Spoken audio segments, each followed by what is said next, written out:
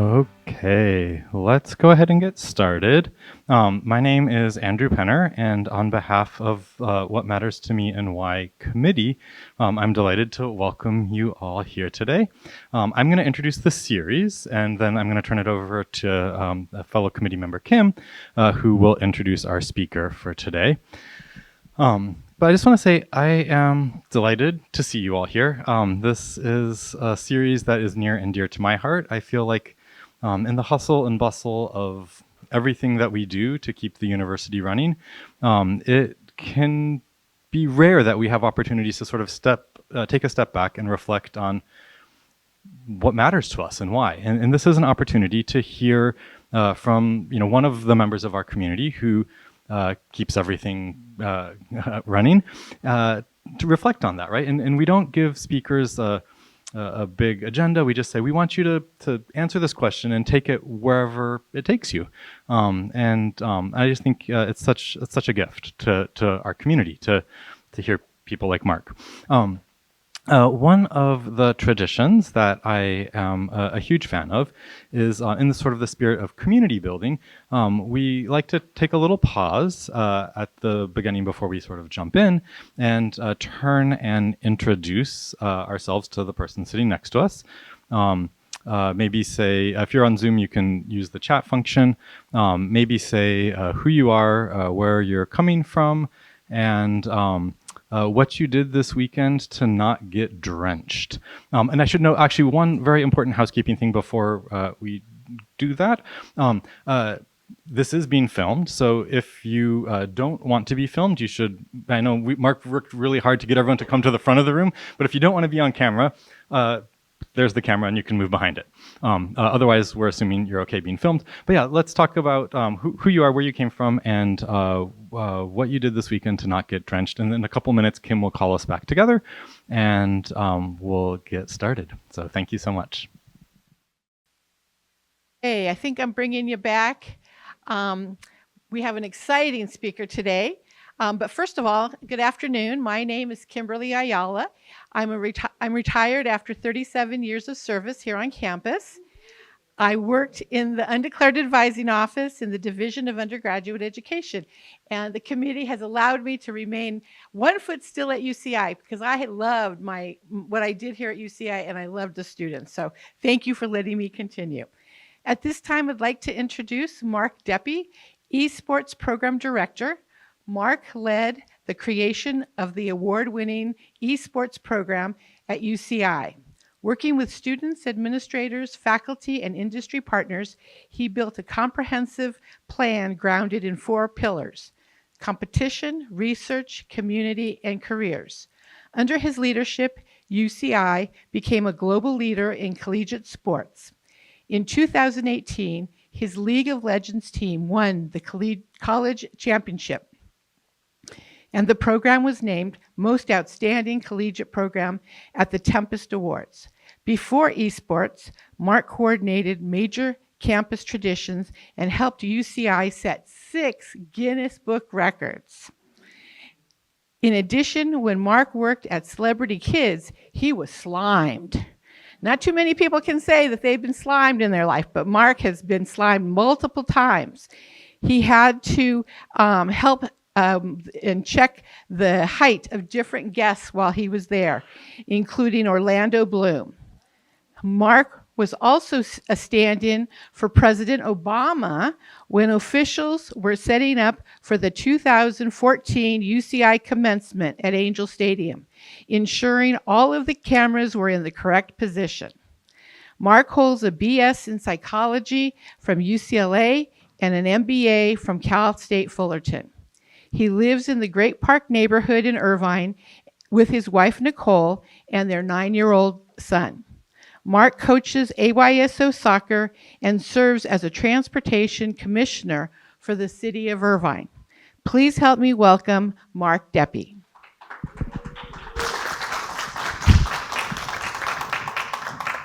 All right. Oh, I can hear me. I think you can too. Thank you, Kim. Thank you, Andrew. First of all, I just want to say it's super exciting to be invited. So thank you to the committee for thinking of me. I've come to several of these over the years, and it feels like just the who's who of UCI and all these beloved campus leaders. So it's cool to get to participate in this. I'll start by saying I'm not a doctor. I don't have an MD or PhD, so I won't be talking about any cool research or cutting edge discovery I have.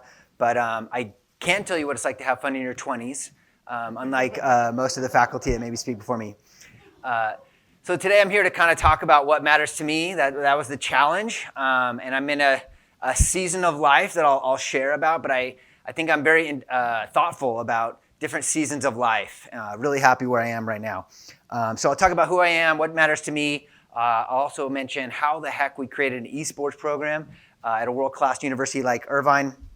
And I'll just start by saying I just have a huge sense of abundance in my life right now. And I'll probably get sentimental a few times throughout this presentation just because I'm very thankful for all the wonderful things and people in my life.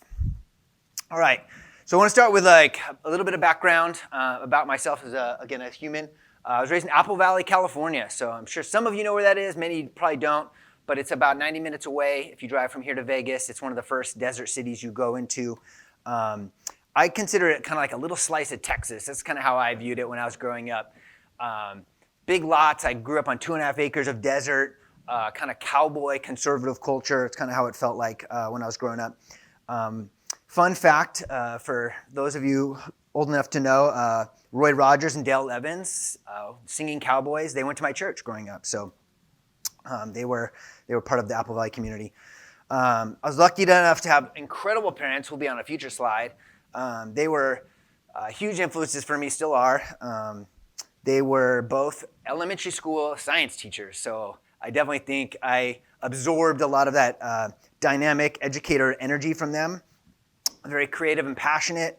My mom ran Girl State for California. If you know what Girl State is, a leadership organization for high school girls. My mom was in charge of that maybe 20 years.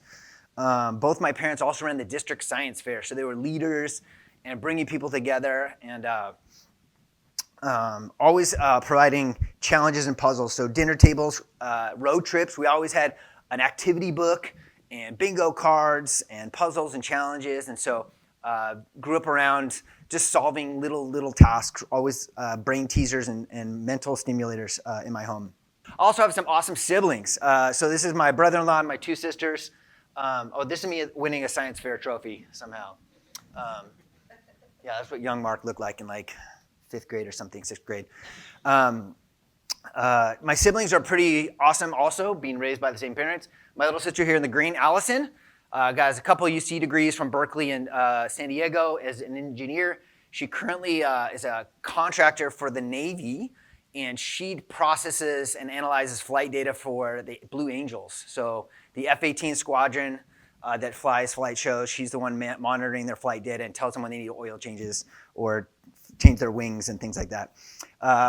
My older sister, Kirsten, or Sister Faustina of Merciful Love, as she is now called, is a Catholic nun, been a nun for 20 years, really dynamic leader in her community.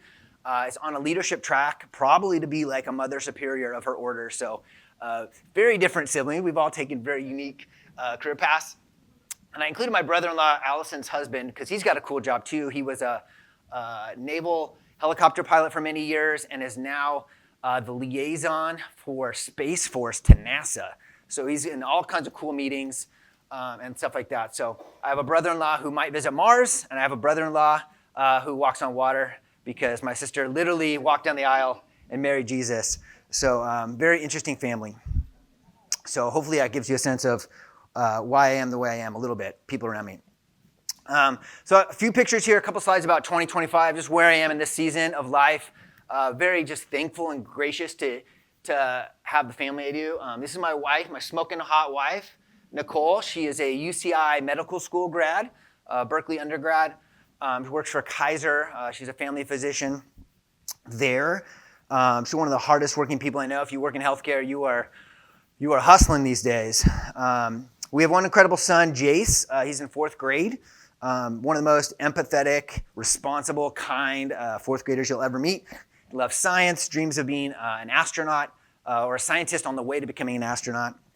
And he's obsessed with space, biology, art. Fortunately, we finally got him a little bit interested in soccer. So this is a family camping trip I did with my UCLA buddies. We all bring our kids on a family father and kids camping trip up in it's outside Sacramento. This middle picture is just a normal Saturday. We just took a walk in Laguna. We love just kind of going out to Laguna and just walking on the cliffs there. And then the third picture is just me and Jace on a bike ride. So these are some of the important moments that I am enjoying in life these days as we go. And I'll just say some of the biggest accomplishments I have, and again, the season of life, I'm less career ambitious and more just like really trying to be present at home.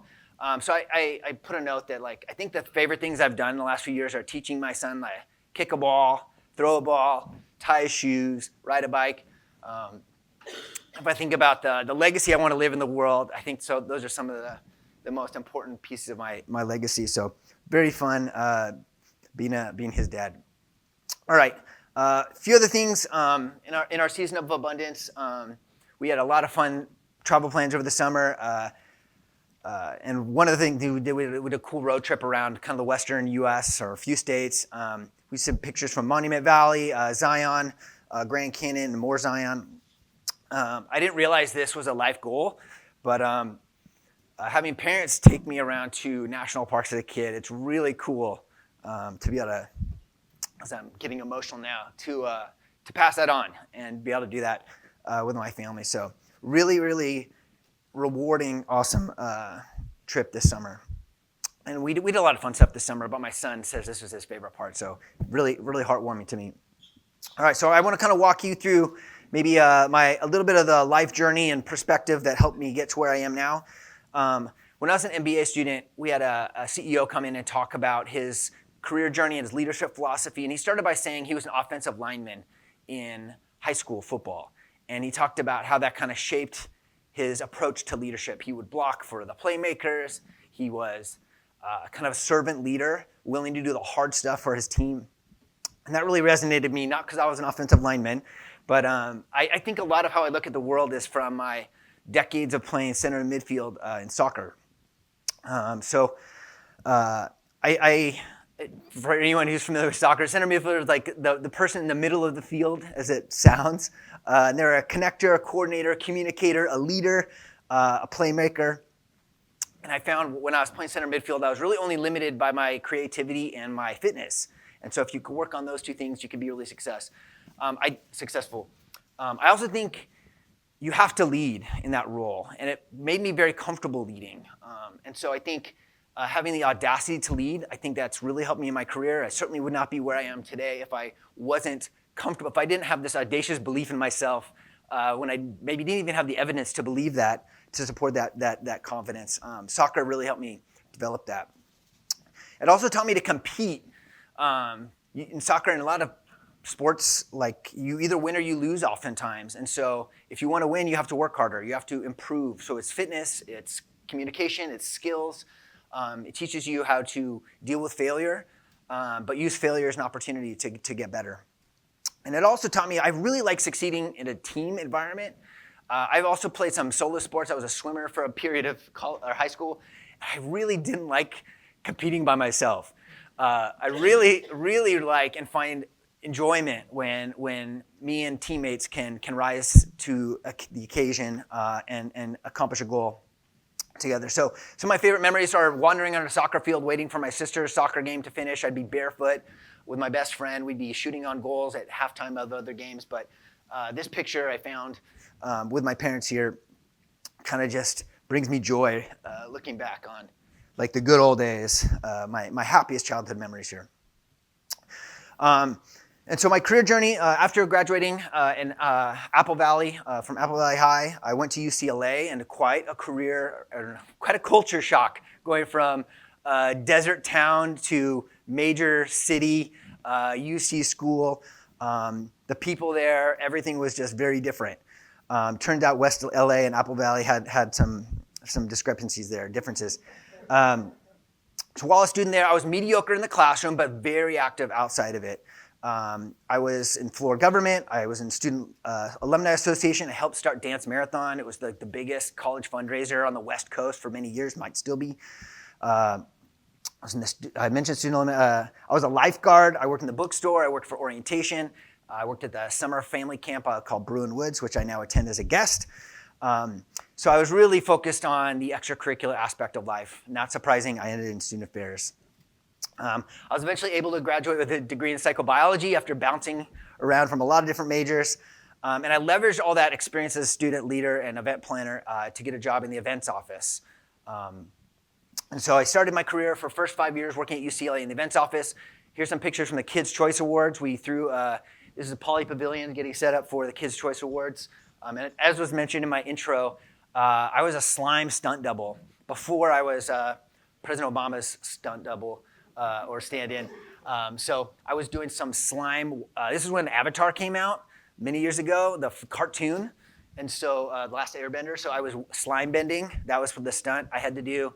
But it was pretty cool to get slimed. It's very cold. They store it outside, and it's in winter. And so it's like 45-degree slime when they're pouring it on you. So anyways, one of the perks of being at UCLA. One of the things I love about events, kind of going back to my soccer experience, was like it's very team-oriented. There's a lot of dots to connect, a lot of moving pieces, like 11 people on a soccer field. You're trying to work with a lot of different people, solving a challenge, working towards a collective goal. So events really resonated with me. And I began to really love the collaborative campus team culture that I felt at UCLA and certainly feel here at Irvine. All right, so how do we get to esports? So after 5 years of ASUCI, Guinness World Records, and fun events, I advised student government leaders, student body presidents, which I'll talk about in a second. I was in business school doing a capstone project, and I had to do a strategy paper on a publicly traded company. And I drove by Blizzard Entertainment every day on the way to my MBA courses. And so as a video game lover, I was like, let me do a paper on Blizzard. And so while I was doing that paper, I stumbled upon a lot of these really interesting data points. I read an article that said UCI had just been ranked the #1 school for gamers. We had this thriving student body and club. Our competitive club teams, which were unofficial groups of students, were competing for national championships and winning. We had won back-to-back national titles before national titles existed. I was aware we had this thriving game design program at UCI. Faculty were teaching and researching in games. The Association of Gamers, I believe, was the largest club at the time on campus. They had over 500 paid members, so students were really interested. On this list of top 10 school for gamers, the number 10 school was Robert Morris University in Chicago, and they had just started the first ever varsity scholarship program. So I was like, "Oh, that's interesting." And so I viewed these as data points that were really interesting to me. I was like, we're really good at this thing. We're right in the same geographical area. Esports is growing. We have student interest. We have faculty interest. What are the chances UCI would tolerate this? So I started whispering the idea, first to my wife, and when she didn't give me that look of disappointment that often comes with some of my ideas, I thought it was a winner. So I started whispering the idea a little bit more. I reached out to the student club. This is in 2015, the summer of 2015. I reached out to the student club. I was like, hey, I think what you're doing is great. Would you want some more support? They were enthusiastic, started talking to them. I started taking colleagues out to coffee and lunch, took Edgar Dormitorio, Chief of Staff of Student Affairs, out to lunch. And I was like, do you know about this esports thing? And he had seen documentaries on it. He was totally aware. Started floating this idea to student government leaders. They got excited. And I'll talk about some of them in a second. Eventually, some of our students started texting people they mentored in the gaming space, and their parents were executives in gaming companies. And so they texted some kids' parents. We had a sit-down meeting with the chief marketing officer for iBuyPower, and I didn't have a slide deck, didn't have anything there. I was like, hey, I have this idea of building esports at UCI. If I can make it cost neutral, if you can help me with that, maybe some graphics cards or something, I bet we can get the university to say yes. I was trying to simultaneously build this idea of esports and also build this funding and support model of esports. So kind of like building a plane while you're flying it. We say that a lot in esports. That's what we're doing. And so after that meeting with those sponsors, we signed NDAs, and they offered over $500,000 of corporate support, cash and product. And when I brought that back to campus and said, look, there's some real money out there for this idea. We were very early adopters. And so there was a lot of investment from corporate sponsors that helped signal to campus that this might be a possible idea. So between the summer of 2015, it was a whispered idea. For the next 3 months, it only took 3 months. We had a business plan. We had corporate sponsors interested. And eventually, senior campus leadership brought us to the chancellor's cabinet in December of 2015, 3 to 6 months, pitched it to the campus leaders, and they said, yeah, go do it. And so we spent the next 9 months building the arena, signing sponsorship agreements, recruiting athletes and all that stuff.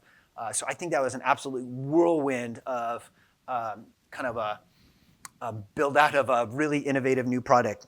So I want to kind of talk about some of the initial esports champions. I don't think any are in this room. There's a lot of current esports champions in the room, but I want to give a shout out to some of the people who were really instrumental in this happening.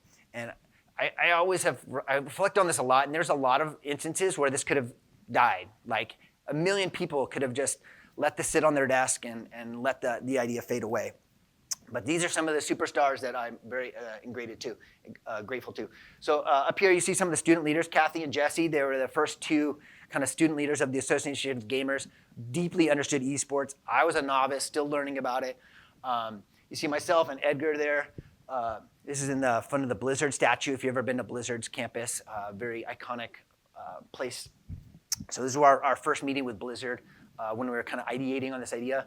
We have Parshan Khosravi. Some of you remember Parshan. He was a student body president. He was a huge part of this success because he was president while we were coming up with this idea. And he meets with the chancellor. He meets with the provost. I don't have those meetings. And occasionally he would as his advisor, he'd be like, I don't have anything on my agenda. Can I mention this esports idea you have? And I was like, sure. I put a folder together, and he would go meet with the chancellor and provost and talk to them about it. He also was on the strategic planning committee at the time. So UCI is coming up with a new strategic plan. He got esports written in to the strategic plan of the university. And so while we're kind of ideating on this idea, I have this secret weapon going on his own, kind of pitching this to the provost and the chancellor. And so really by the time we were presenting it to them, it wasn't so much as a pitch, it was really a victory lap to kind of celebrate an idea coming together. Up on the right-hand side, we have Pat Lemon and Wayne Fields from OIT. Pat Lemon, Apple Valley kid, also we played middle school basketball together. He beat me out for the high school team. But he had run esports facilities in his past life. And so as we're thinking about building one, he works for OIT here. He was tasked with helping us make it work. So there's a lot of complicated technology in our space, and he helped solve a lot of the problems and build a lot of our systems that we have today.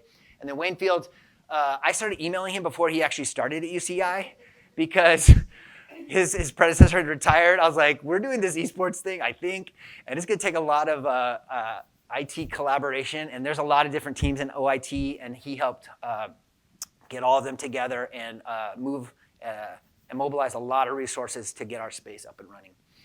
Dr. Parham here, one of, I think, the most key moments of our kind of ideation was when Edgar recommended we bring some students to open office hours that Dr. Parham used to have. So you don't get to just meet with the vice chancellor, and I didn't want to just throw a 20-page pitch deck on his desk and say, hey, what do you think? Will you approve this? It's yes or no right now. And so Edgar recommended we bring some students in, and he got to see how passionate students were. He heard students tell him that they came to UCI, they chose UCI because of our gaming culture here. From across the country, we had a kid say, I came here from Virginia because I heard you have a really cool gaming culture. I wanted to be a part of it. And so he kind of gave us the green light to pursue corporate sponsorships, to pursue space, to do a campus-wide survey, things like that. And so it was a very important step along our kind of exploration. We have Stacy Murrin, the former Student Center Director. Had lunch with her. Her son was a huge gamer. She understood esports and gaming and how big it was. And she was open to the idea of renovating the Zot Zone and turning it into our current space that we have. And then I put a couple faculty here, Andre and Constance, both from informatics. Both were instrumental in kind of advising me as we're building something on a college campus that's managed and run by faculty, helping to explain what we're trying to do and guide us and make sure what we're building makes sense given the academic nature of our university. And so anyways, these are some of the heroes that helped build consensus, that helped the tsunami. I talked about building a tsunami of support so that when I left the room, people were still talking about esports. It wasn't just me in the room kind of pitching people. People got excited and they kept carrying the torch even when I wasn't there. All right, a few more slides. So we've had a decade since we started. So we are in our 10th year right now, which is super cool. So we're 10 years strong. We have some elite teams. We have had 2 really big wins the last week. We won a national tournament in League of Legends the other a week or 2 ago. And then on Saturday, we went up and won a tournament, beating out UCLA, USC, and Cal State Long Beach in Valorant. We've contributed to research, which is really cool. So a lot of faculty, grad students, undergrads, PhD students are interested in understanding how people and technology interact. And we've been a place where they can collaborate. Our most recent collaboration was with the School of Medicine. We put some Oura rings on Valorant athletes, kind of did some data collection before, tried to ask them to sleep more, and then did some data collection later. They didn't sleep more, so it was really hard to compare the two. So room for improvement on that study. We have awesome alumni. They're doing amazing things. These are high-performing kids that are graduating and going out to do great things, and they're launching great careers. So some fun things. I have a picture up here. I got to speak on Mad Money. I've had some really awesome media opportunities over the decade. We had a docuseries on ESPN. I got to speak with Fred Rogan on TV. He was a SoCal legend. Mad Money here. I've been in New York Times, NPR, CBS, Fox, NBC, OC Register, LA Times. I've traveled to China a couple times, once for competition, once for kind of international collaborative efforts. I got to fly to DC and speak with the members of the House of Representatives, and people come around, email us, and visit from all around the world to understand what we're doing. We are really viewed by the world as the gold standard in collegiate esports because we are at the intersection of elite competition and world-class education, and that really resonates with a lot of people. So things I love about our program are just the esports culture. We have a broad focus. We talked about the pillars: competition, research, community, and careers. I love that we're not just focused on competition because at some point you lose and it feels really bad if that's all you're doing. You can feel like a failure. So we still are investing in our students. We're still supporting the research mission of the university, and we're helping them get where they want to go after their time with us. Our students are silly good at these games. You probably don't know where you rank amongst your peers. In North America, our athletes know exactly what number they are between 1 and 1 million of competitive ranked esports athletes. We have 3 players on our League of Legends team who have spent a year or more ranked at number 1 in their game. And there's 2 million competitive League of Legends players in North America. That's not high school kids, that's not college kids, that's not professionals, that's all people. And so to think about the focus, dedication, commitment it takes to be ranked number 1 is insane to me. They also focus on constant improvement. You can be ranked number 100. That's really good. You're in the 0.001%. But they always look, every time they load into a game, they're like, how do I improve one small thing to get better at my craft? How do you even seek feedback to get better when you're that good already? It's really cool to watch how they look at the game and how to get better. I really like it. Again, from a team perspective, I view everyone on our team as we're all imperfect people. There's not a single perfect or near perfect person in our program. But I think when you win together, you're building a perfect product, a perfect team. And so that really really resonates with me is trying to seek this building perfection out of imperfection. And then just the translation to life. So many times in life, I feel like we have to win or lose. It could be, number 1 would probably be in a job interview. Like second place for a job interview doesn't feel very good. You need to know how to win when it matters.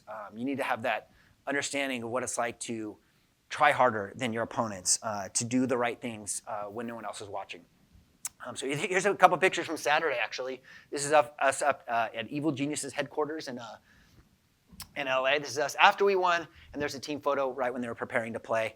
It's our Valorant team right here. So, and then on the far right's our victory dinner. Yeah, came back to Irvine. Diamond Jamboree right there for our victory dinner. All right. few more things. So current season of life. I think I mentioned 10 years of hustle because I feel like first 5 years of esports, I was really grinding. It was all ambition, career, how do we build this thing? I think I have a different perspective now. Probably because my 9-year-old's 9, and when he was like 3, it was just, there's less engagement there. But now that he's just this really awesome young human, I'm just really focused on family right now. So working on marriage and money, I realize life's short, and it's easy to mess important stuff up like marriage. And I think one of the biggest successes in my last few years is really getting aligned with Nicole on our goals, where we want to go, making sure we're making time for our relationship and we're not just roommates, because I feel like it can get like that for me sometimes. Being a dad, coaching, exploring, like all the little moments, reading Harry Potter to him. We got through the Harry Potter series after a couple years. Like, that's a life achievement, reading Harry Potter, passing on that love to your kid. I'm also really proud that I've started showing him some classic movies. He's liked some, hasn't liked others, but he loves Back to the Future. I am so proud that I raised a kid who loves Back to the Future. He dressed up as Doc for Halloween. We're visiting natural parks. So I mentioned, like, I grew up going to national parks, and being able to pass that on is just so incredible. So we've already planned our spring break. We're going to do a road trip up to Yosemite, get a few nights in Yosemite. It's going to be a little chilly, but we'll do a few nights in Yosemite and one night in Sequoia on the way home. So very excited for that. Also, my son's really big into astronomy, and as I've mentioned, he's never seen a full night of stars. Like, we don't see stars in Irvine. So in December, we timed it for a new moon. We're going to drive to Joshua Tree and spend a night or two just looking at stars in Joshua Tree. So these are some of the things that really matter to me. And I mentioned money. I've gotten into personal finance in the last few years, and getting on the same page with your partner about money, I really can't even express how good that's been for our life to figure that out and know where you're going and have plans to get there. All right. Another passion of mine is health and half marathons these days. I've played a lot of soccer. I swam. I played water polo, played rugby. That was dangerous. And as I'm in midlife, I'm retired from my young people sports, and now I'm going to focus on midlife sports. So running, I aspire to play more pickleball and golf, but pivoting away from things where I'm going to not be able to walk the next day if I have a bad day. This top picture here is just from last week. I signed Jason and I up for the turkey trot next week at Irvine Valley College. And so that's his proud face after we did a practice 5K. None of his friends have ever done a 5K. He's been bragging to his friends that he did a 5K with me. So that's really fun to pass that on and do that with him. And the bottom picture is the Long Beach Half Marathon. And you can kind of see the runners back here. I wanted to make sure I took a moment to take a picture of my son and like acknowledge him and thank him for supporting me. So I had some friends come out and visit, but this half marathon, I was really excited to see people and take that moment, not focus on my result, not focus on the time, but like be present and just acknowledge the people that were there to cheer me on. Other things I'm doing these days, volunteering. I put here celebrating my student success. It is so fun watching them graduate. They are all going to go crush it. Our athletes do very well academically. Our average GPA, I think, last year was 3.3, and that is with lots of engineers and computer scientists. And so they are doing very well. They actually tutor each other. It's really cool. And they're all going on to do really awesome things, building apps, getting really cool jobs. I think having esports on your resume is really interesting, and it gets them a lot of interviews, which is really cool. I've probably talked a lot about living with gratitude and joy, but that is definitely something I am doing these days. And I do a lot of volunteering now, which is really awesome. So I'm a coach for AYSO. I've coached my son for 7 years. My dad coached me growing up. So another really cool like circle of life moment. I've been a city commissioner since January. Really enjoy learning about the City of Irvine. We live in a phenomenally well-run city, very clean, very safe. You probably all know those things. And it's really cool. So I'm a transportation commissioner. So if you've ever had any issue with a traffic light or traffic, come talk to me. Come talk to me. I'm coaching my son's fourth grade team in Harvest Cup. That's a Irvine-wide soccer tournament. So we'll be competing there in a couple weeks. And I'm really passionate about the Great Park. So I live in the Great Park, and if you don't know, they're building a world-class park. It's going to be the best park in the United States, I think. So it's bigger than Central Park. We're talking beautiful lakes, amphitheater, trails. I'm a jogger, so I want to walk dogs and jog in that park. There's going to be a lot of really cool things, so pay attention. Very excited for that's going. So I used to be on the Great Park Task Force, but I live in the community, so I'm going to try to keep our neighbors informed about what's going on and all those things. So that's kind of how I'm trying to pay it forward and give back these days. And so what really matters to me, I've talked about all these things, but to summarize, family is just like in this season, like that is where I'm laser focused. I'm thankful for this job. I'm working really hard, I promise, every day when I come in. But I view this role here that helps set me up to be a dad and a husband and a member of the community. So I have an abundance mindset, which you've probably all heard about before, but when you feel like you're living in it, it kind of really changes your perspective. So I'm really happy I've kind of evolved to that point. I'm always trying to grow now also. I think running is a really good opportunity to grow. As I get older, I'm getting faster because I'm eating better. I keep getting passed by older people, and I'm like, if they can do it 10, 20 years older than me with their terrible like gaits, and like I'm like, they're gutting this out. They've clearly got something going on. So I look at running as a way to keep getting better and push myself and live healthy, and just living with intention. Those are all things that I'm just very conscious of. I know we all don't live forever, and I think once I hit my 40s, I was like, geez, like we're halfway there, maybe, hopefully less than halfway, but who knows how long we're gonna live. So yeah, that's who I am. That's what matters to me. And I'd love to answer any questions anyone has. So thank you so much.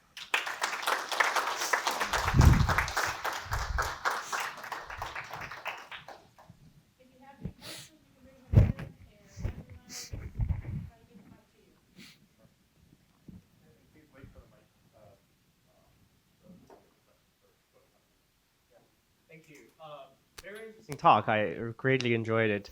And I wanted to ask, what games do you enjoy specifically? And if that has an influence on the esports team you have been building?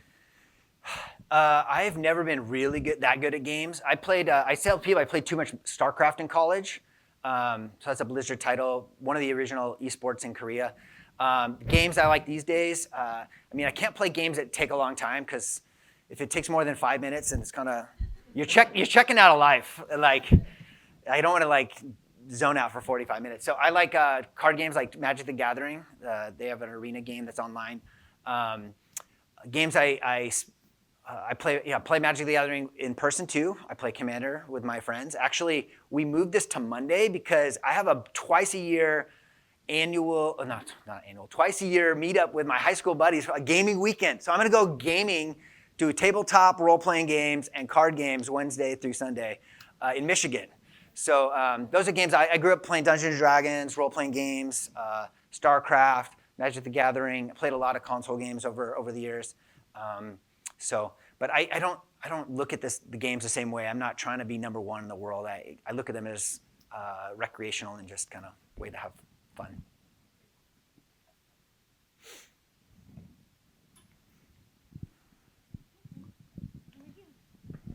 Thanks, Mark. That was so great and so interesting.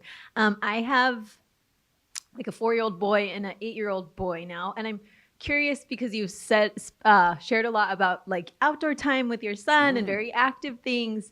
I'm curious about your personal philosophy on like video games for kids and parenting and how that's going. It's so easy for me. It's not a struggle at all. So I'm curious like how you're dealing with that. Yeah, it's funny. Like you would think my son doesn't have any screen time based on my presentation, but he is obsessed with Minecraft and plays a lot. And I love watching it because I see him learning very deep things, and he plays with people online, and I view it as a very learning thing. He probably spends at least an hour or two a day doing Minecraft or watching YouTube Minecraft. Yeah, I think there's a lot of research on screen time, and if you're not getting outside, I think it's very problematic. If you are balancing it, like if you're healthy, running around, getting tired, you're not having issues sleeping, you're eating well, I think it could definitely be part of a well-balanced, enjoyable life. Video games are just so important to the world these days. Like almost every young person plays video games. almost every person plays video games. So I think being able to participate in that in some ways, totally fine. But obviously there's a slippery slope, and once you're not moving around and you're overweight and you're not eating well and you're saying no to social situations, there's a lot of things you got to watch out for. But they can be really social, they can be really stimulating, and I think those are really great things. Yeah. Thanks. This was great. What's your memories of working with ESPN, and would you do it again?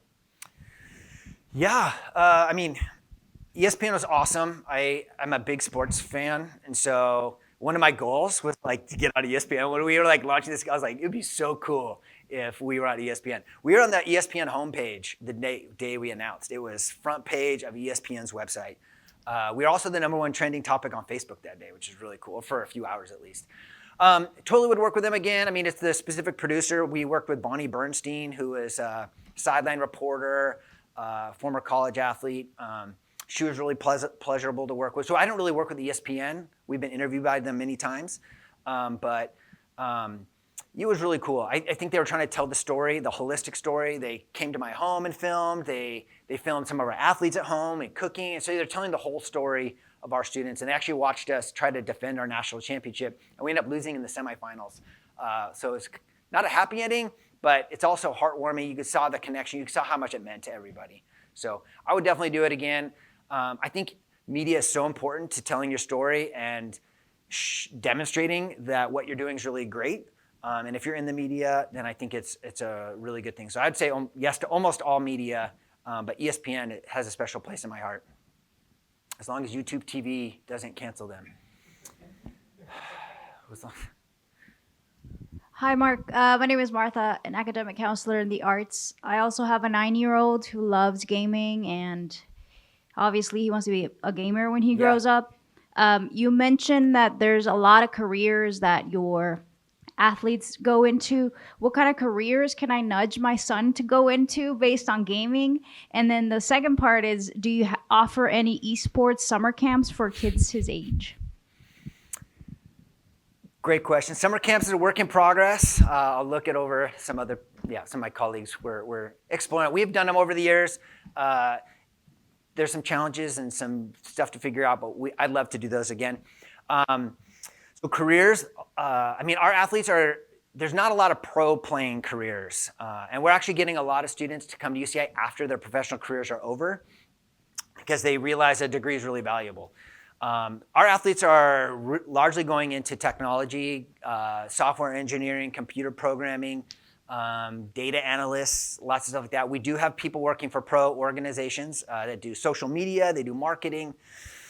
At our broadcast event, our event on Saturday, some of our alumni were getting paid to do the production side, so they were observers in the game. Esports as an ecosystem has a ton of careers. UCI has prepped lots of students to do those things. I think if I was talking to a young person, I would be find something you like and are kind of good at and keep exploring that. And I think so many things, games can teach you so many things, how to learn a skill or how to minimum, or we call it min-maxing in video games, how to do something at the absolute optimal rate. And if you can be looking at things you're passionate about and how do I optimize it, how do I make it as good as possible, I think that's really great. But there's a lot of summer camps in Irvine. I've taken my son to Minecraft camps where you're building stuff, you're modding things, taking the game that you love and changing it. That's really cool. So there's a lot of cool camps, and we could steer you towards some if you want to message me. We have a question from online. Do you see the NCAA ever governing esports? And can you talk about how collegiate esports has grown over the years? Yeah, we've talked a lot about the NCAA for many, many years. They talked about it, they explored it, they opted to table it indefinitely. So it's on their radar. I didn't talk about how esports has grown. So when we started, you could count the number of college esports program on one hand. And that's kind of that's a testament to the willingness for campus leaders here to kind of take a little bit of a risk because we didn't know if it was going to be good or bad or big or small. Now there's over 500 schools doing it. Most of the Division I institutions have them. NCAA is not involved. We have supported and helped start an organization called Voice, and it's a group trying to get the educators to steer where college esports is headed, because as it started, the game companies were setting the rules and eligibility and calendar, and so they were throwing events during class. They didn't know how to determine if you were a student or not. It used to be just, do you have a UCI email address? Cool, you're a student. And that's not good enough, obviously. And so we support this group called Voice, and what made Voice really unique is that we got presidents and chancellors to be on an advisory council, and Chancellor Gilman actually was the initial chair of our Council of Presidents. And so now there's 20 universities, most of them household name universities, and we're trying to steer the industry. So it's grown a lot. A lot of schools have used esports to drive enrollment. I think you could talk about esports as like it's a reflection of just the challenge in higher ed. So people are trying to innovate and do new things to bring in students. Big name brand schools like UCLA and UC Irvine, we don't need to bring in more students. We have enough, but we're doing it as a kind of a way to distinguish ourselves, make UCI school a first choice. So lots of schools have them. Berkeley has a space, UCLA has a space, San Diego has a space. A lot of our UC peers do. They're not doing scholarships, so we're ahead of the curve there. We've been able to find sponsorship money to fund those over many years. But yeah, esports has grown significantly from one school in 2014 to over 500 today. So a lot of schools are interested. Every school's heard of it. Every school's got an esports strategy, whether it's we're acknowledging a club, we're giving them space, here's some jerseys. Yeah, but it's not fully regulated. It's still a little Wild West, but with Voice, and I think programs getting a little bit more mature, like ours being around for 10 years, I think we've settled on some ground rules for the industry. Yeah, I think that's the end of our questions. Thank you, Mark, because I know some of you have to get cross campus to work, but thank you so much. Mark's going to stay up here for a few more minutes to answer any questions. Please look for our January, What Matters to Me and Why as well. So thank you for coming. Thank you, everyone.